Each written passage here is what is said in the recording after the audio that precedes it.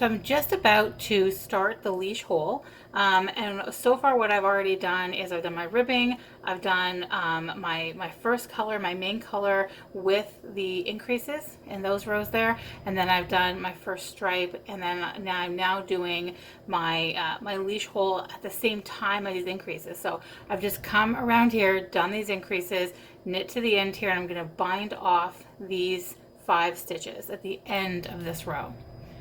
You could do a stretchy bind off. Honestly, it doesn't really matter that much because the leash hole doesn't really need to be too flexible.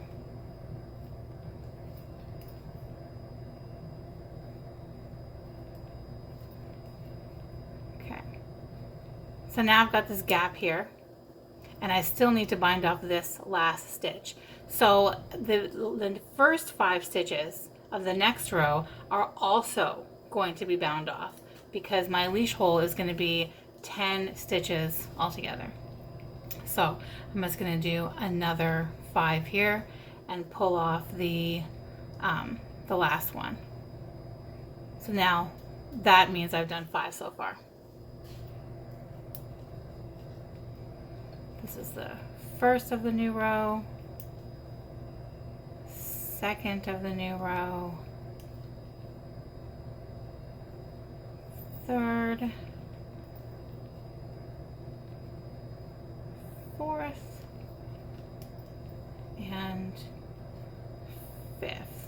And now I'm going to keep knitting around to my increase marker, and I'm going to go ahead and do my increases there, and then we'll come back here.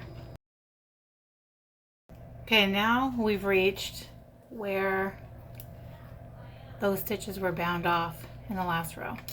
So what I'm going to do here is, using the backwards loop cast on, I'm going to go ahead and cast on the 10 stitches that were bound off.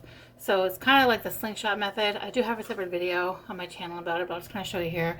You kind of hold it as if to do a long tail cast on, but it's just the thumb part, and you just go underneath and pull. So that's 1, 2, don't make them too tight, 3, 4, 5, 6, 7, 8, 9, 10.